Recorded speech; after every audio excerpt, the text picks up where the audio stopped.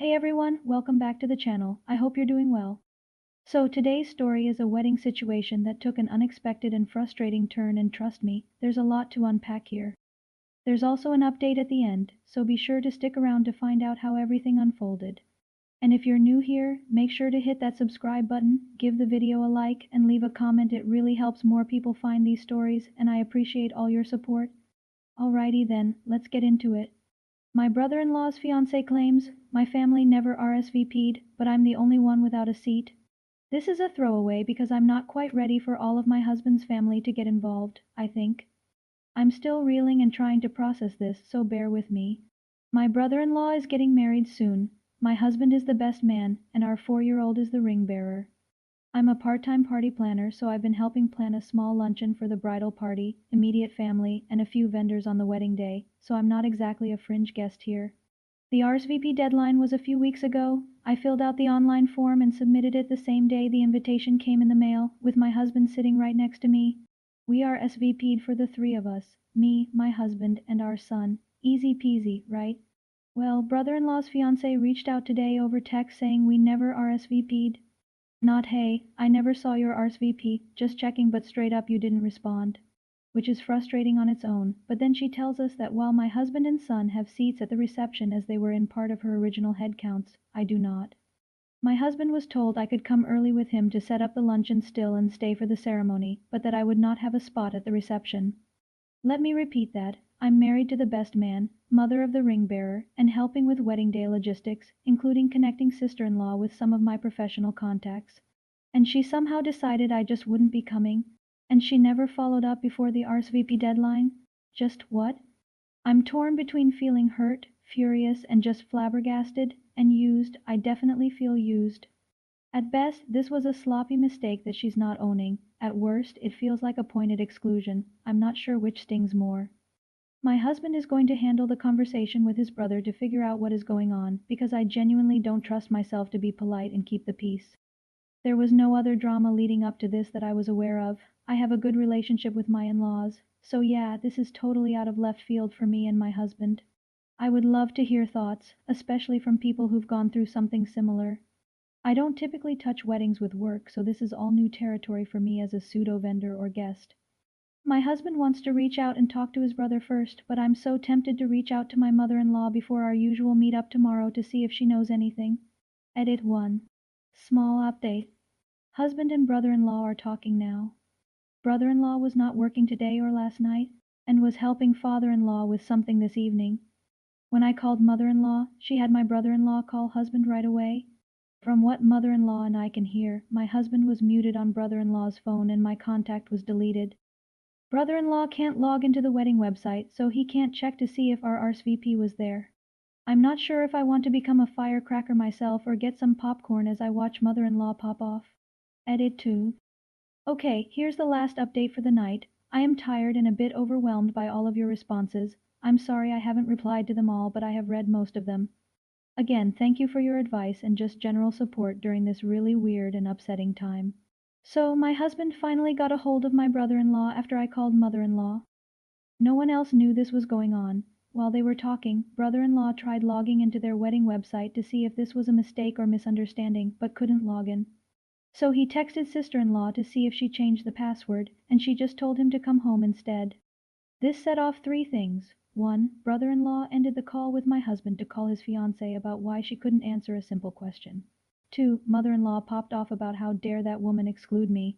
3. My mother-in-law and father-in-law popped off on brother-in-law for already living with his fiancée. They are very religious and traditional and don't believe that a couple should live together before marriage. My husband and I sympathize with my brother-in-law. Brother-in-law and sister-in-law argued over the phone. Apparently she started claiming that it was an unfortunate glitch and it was too late to add another seat now. Then it was that we never jived, and would it really be so bad if I went home early? Plus I could take our son home with me because he would be tired by then, at 5 p.m. This woman does not know kids, I swear to God. Then it was I've always been mean and excluding her from things, even though she's never invited me to any of the girly fun wedding events. At this point my husband and I are glued to my phone as we're hearing yelling from all four of them until sister-in-law hangs up. Brother-in-law is spending the night at his parents' and is unsure about the wedding now. He plans on going home tomorrow with my husband, who is going with him for moral support. I'll be going with hubby. to my in-laws to hang out until we hear back about the situation at the battlefront. Alright, let's talk about it. I'm fully with OP on this one. She RSVP'd, is married to the best man, is the mother of the ring bearer, and she's even helping with wedding logistics. There's no reason she should have been excluded from the reception, especially without a follow-up. Whether it was a mistake or intentional, it was handled poorly and OP has every right to feel hurt and disrespected. Luckily, we do have an update, so let's take a look at what happened next. And if you're still here, thank you so much for watching. Be sure to subscribe, like, and comment. It helps the channel grow and keeps these stories coming. So let's check out the update. Hi, to preface, I did not expect my post to blow up the way it did. Several commenters mentioned it just popped up in their recommendations and my god, it got way bigger than I could have ever imagined. So, thank you. I think. It's super overwhelming on top of the real-life soap opera I'm living through this weekend. Just to clarify something from the original post, I did not plan everything for the wedding. I offered to bring food for a small luncheon between photos, 10 a.m., and the ceremony, 4 p.m., as dinner wasn't planned until 6 p.m. It was going to be a long day at a farm in the middle of nowhere. I offered to do it to be nice, but also to make sure no one, specifically a certain 4-year-old, would be hangry for the ceremony. Sister-in-law also only used one of my vendor contacts, so with things going south my professional reputation shouldn't really be impacted. Turns out the no seat for me issue was the problem that broke brother-in-law's relationship, and we're a bit upset brother-in-law didn't talk to anyone about this until it blew up.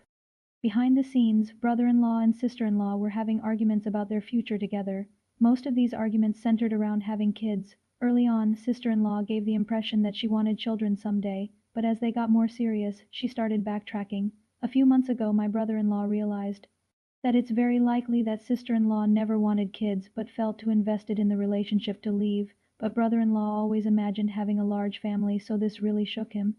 On top of that, sister-in-law apparently had jealousy and insecurity issues. Per brother-in-law, I've been her latest target, which started when I turned down going to a mani or pedi with her. Why did I turn her down? My husband and son had rotavirus. Apparently I was icing her out by not wanting to spread gastrointestinal doom. Can anyone please explain this logic to us? Lastly, sister-in-law was apparently already floating the idea of disinviting our son from the reception because he would have been the only small child there. Brother-in-law shut that down immediately, and mother-in-law and father-in-law kept that knowledge from us to spare our feelings. Ergo, our lost RSVP was not a software glitch, nor was it an oversight but a rather stupidly calculated move. Sister-in-law was apparently hoping one of two things would happen. Either I would make a scene about being disinvited and be seen as the problem, or we would quietly accept our fate and she would not have to deal with two undesirables at her reception. With all of this in mind, I can't figure out why she would have messaged my husband instead of me. Was she trying to cause more family drama? Again, the logic is not logicking. Brother-in-law was already feeling some uncertainty because of the shifting kids or no kids conversation, but the deliberate seating stunt gave him the last push and clarity he needed. My brother-in-law told my husband that it was a level of manipulation and cruelty that he could not overlook, so he ended things and asked for the ring back. No wedding, no reception, just a super messy, emotionally heavy, and expensive breakup, and I feel so bad for brother-in-law. He's going through so much heartache right now, but he deserves better in a partner. Hopefully his ex-fiancée can find a family dynamic that doesn't feel like a never-ending battlefield. That's all for now. I'm still tired, I'm still flabbergasted, but I'm also relieved this wedding arc is coming to an end. OMG, what a wild ride. I feel for OP this whole situation was uncalled for, but in a strange way, that missing seat saved a man from a lifetime of emotional gymnastics. Sometimes the universe speaks through shady wedding drama. OP didn't deserve the passive-aggressive games, and her brother-in-law certainly didn't deserve to be strung along by someone who clearly wasn't ready for honesty or commitment. At the end of the day, no RSVP should have that much power, but in this case it revealed everything that needed to be seen. And so guys, if you're still watching, thank you so much for sticking around. Don't forget to like, subscribe, and drop a comment below. Your support helps this channel reach more amazing people like you. Let me know what you would have done if you were in OP's shoes. Until next time, take care and maybe double check your RSVP. You never know what it might uncover. Bye.